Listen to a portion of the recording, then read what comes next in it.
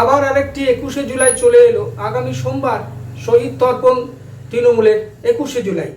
এই 21শে জুলাইয়ের তাৎপর্য বিশ্লেষণ করতে গেলে আমাদেরকে ফিরে যেতে হবে সেই 90-এর দশকে, যখন আজকে Mamata Bandyopadhyay voter card, no voter no identity, এই যে দাবিতে তিনি আজ আন্দোলন করেছিলেন, আজকে তারই জন্য কিন্তু এই শহীদ দিবস, পুলিশের গুলিতে বহু লোকের মৃত্যু হয়েছিল এবং সেই দিনটি তারা কিন্তু শহীদ দিবস হিসেবে পালন করেন। অর্থাৎ যখন তৃণমূল কংগ্রেস হয়নি তখনও কংগ্রেসে থাকাকালীনও এটা পালন করা হয়েছে, এবং তৃণমূল যখন তৈরি করলেন মমতা বন্দ্যোপাধ্যায়, তারপর থেকে কিন্তু এটা ধারাবাহিকভাবে তারা 21শে জুলাই শহীদ দিবস তারা পালন করে আসছেন। আজকের 21শে জুলাই কিন্তু মমতা বন্দ্যোপাধ্যায়কে প্রতি বছরই আমরা নতুন করে পাই, অর্থাৎ লক্ষ লক্ষ মানুষের জনসমাগম মমতাকে উজ্জীবিত করেন এবং তাকে অত্যন্ত এনার্জাইজ করেন এইভাবে যে তিনি আবার নতুন করে মানুষের কাজে ঝাঁপিয়ে পড়তে ব্রতী হন। আমরা যদি লক্ষ্য রাখি 2011 সালে যখন তিনি মুখ্যমন্ত্রী হলেন এবং তার আগে থেকে আজও পর্যন্ত কিন্তু এই 21শে জুলাই কোনো দিন এই আমাদের তৃণমূল কংগ্রেসের যে সভানেত্রী অর্থাৎ মমতা বন্দ্যোপাধ্যায় এই দিনটা কখনোই মিস করেন না, এবং সভা মঞ্চে উপস্থিত হয়ে তিনি বৃষ্টির মধ্যে ভিজে তিনি তার সমস্ত তার যে লক্ষ লক্ষ যত কর্মী এবং দেশবাসী এবং রাজ্যবাসীকে তিনি অ্যাড্রেস করেন, এবং এর ফলে আমরা দেখতে পাই তার দিনে দিনে উত্তরোত্তর যে পপুলারিটি সেটি বেড়েই চলেছে। আবার এটা তার একটা প্রমাণ হয়ে যাচ্ছে এই 21শে জুলাইয়ের সভামঞ্চ। 21শে জুলাই সভামঞ্চে আমরা দেখতে পাই লক্ষ লক্ষ মানুষ ভিজে ভিজে আসছে এবং মমতাকেই একমাত্র হিসাবে তারা বেছে নিচ্ছেন। কারণ পশ্চিমবাংলার মাটিতে যদি আপনি রাজনৈতিকভাবে বিচার করেন, বিশ্লেষণ করেন, তবে দেখতে পাবেন যে মমতা বন্দ্যোপাধ্যায় ছাড়া কিন্তু কোনো অল্টারনেটিভ নেই। আজকে বিরোধীরা বামফ্রন্ট শূন্য, কংগ্রেস শূন্য, বিজেপিও আজকে তলানিতে ঠেকেছে।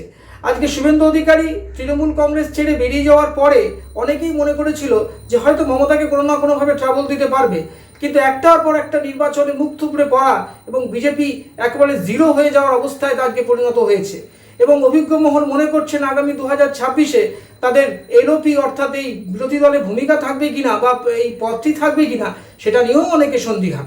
তার মানে বোঝা যাচ্ছে যে মমতা বন্দ্যোপাধ্যায়কে প্রতি মুহূর্তে তার যে পপুলারিটি বাড়ছে তার পিছনে কিন্তু মমতা বন্দ্যোপাধ্যায় সুদীর্ঘ যে মানুষের পাশে দাঁড়ানোর ইতিহাস এবং মুখ্যমন্ত্রী হওয়ার পর তার যে সামাজিক স্কিম এবং মানুষের পাশে দাঁড়ানো, লক্ষ্মীর ভাণ্ডার থেকে শুরু করে স্টুডেন্টস ক্রেডিট কার্ড থেকে শুরু করে কন্যাশ্রী থেকে শুরু করে সবুজ সাথী থেকে শুরু করে এই যাবতীয় কিন্তু তাকে যে সোশ্যাল স্কিমগুলো মানুষের কাছে তো অত্যন্ত জনপ্রিয় করে তুলেছে।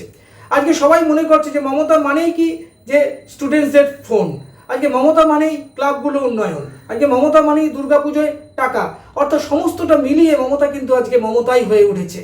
মমতাময়ী যে মমতা আজকে কিন্তু চারিদিকে একবার তার সুগন্ধে চারিদিকে সুললিত হয়ে গেছে। এর ফলে কি হচ্ছে? এরপর রাজনৈতিকভাবে মমতা হয়ে যাচ্ছে একটা পলিটিক্যাল বিগ স্টার হয়ে উঠেছেন। আজকে মমতার একটা সামান্য সভাকে কেন্দ্র করে কিন্তু লক্ষ লক্ষ মানুষের উৎসাহ, মিডিয়ার উৎসাহ এবং সর্বোপরি এখন এই সমস্ত নিউজ পোর্টালগুলো পর্যন্ত সারাদিন এইদিকে ব্যয় করছে।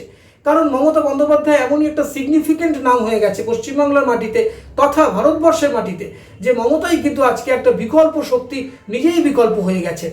অর্থাৎ আজকে মমতারকে বিকল্প যদি কেউ হতে পারে সেটা হচ্ছে মমতাই। অর্থাৎ মমতার ত্রুটি বিচ্যুতি মমতাই শুধরান। আজকে বিরোধী পক্ষ কিন্তু শূন্য থেকে শূন্যতর হয়ে যাচ্ছে। আজকে বিজেপিও সেভাবে আন্দোলনগুলোকে দানা বাঁধতে পারছে না।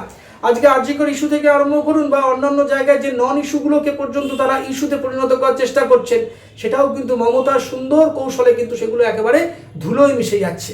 সুতরাং মমতা বন্দ্যোপাধ্যায়কে এই 21শে জুলাইয়ের মঞ্চে আমরা দেখতে পাই প্রতি বছরই তিনি কোনো না কোনো শপথ নেন এবং মানুষকে পাশে নিয়ে তিনি অত্যন্ত উজ্জীবিত হন এবং মানুষকে তিনি কিভাবে পরিচালিত করবেন এবং মানুষের পাশে আরও কিভাবে থাকবেন সেটা নতুন নতুন করে আমরা কিন্তু পাই। আজকে মমতা বন্দ্যোপাধ্যায় 2010 সালে বলেছিলেন 21শে জুলাই যে আমরা যদি ক্ষমতায় আসি তবে কিন্তু আমরা কোনোদিন বন্ধকে প্রশ্রয় দেব না। আপনি দেখুন 2011 সালের পর থেকে একটাও কিন্তু স্টেট স্পন্সর্ড বন্ধ হয়নি। কেউ যদি কোনো পলিটিক্যাল পার্টি বন্ধ ডাকে, প্রশাসনিক ভূমিকা হয় সেদিনকে কি একেবারে অত্যন্ত কঠোর ভূমিকা, বাস ট্রাম চলে, প্রত্যেকটা অফিসে হাজিরা ঠিকঠাক হয়, স্কুল কলেজ পর্যন্ত খোলা থাকে। এটাই হচ্ছে প্রশাসন, এটাই হচ্ছে মমতার কমিটমেন্ট। মমতা যে কমিটমেন্ট করেন সেগুলোকে তিনি যথাসম্ভব রাখার চেষ্টা করেন। হ্যাঁ, ত্রুটি বিচ্যুতি মানুষের হতেই পারে, সাধারণ মানুষ যখন ত্রুটি বিচ্যুতি হতে পারে, সরকার চালাতে গিয়ে কিছু ভুল ত্রুটি যে হয় না বা তা নয়, কিন্তু হলেও মমতা কিন্তু সেটাকে শুধরাবার চেষ্টা করে। আজকে 26,000 যে চাকরি চলে গেল সুপ্রিম কোর্টের নির্দেশে, মমতা কিন্তু সমস্ত কিছুকে তোয়াক্কা না করে তিনি কিন্তু সেদিনই যে নিউ ইন্ডোর স্টেডিয়ামে তাদেরকে পাশে ডাকলেন এবং মিটিং করলেন। আপনি বলুন তো পশ্চিম ভারতবর্ষে কত মুখ্যমন্ত্রী আছে এরকম ধরনের পাশে থাকতে কাউকে দেখা গেছে? তিনি যখন গ্রুপ সি গ্রুপ ডিকে ভাতা দেওয়ার চেষ্টা করলেন, তাদের একটা সাডেন অ্যাটাক হয়ে গেছে, তাদের একটা ক্রাইসিস হয়ে গেছে, চেষ্টা করলেন, কিন্তু দেখা গেল বিরোধী পক্ষ কোর্টে চলে গিয়ে সেটাকে আটকে দিলেন। কোর্টে আটকে দিলে তো সেটা মমতার কোনো দোষ হচ্ছে না, তিনি তো চেষ্টা করছেন পাশে থাকার, কিন্তু দেখা যাচ্ছে যে বিরোধী পক্ষ মমতাকে যখন রাজনৈতিকভাবে পারছে না, তখন কিন্তু তারা কি করছে, কোর্টে গিয়ে তাকে আটকানোর চেষ্টা করছে।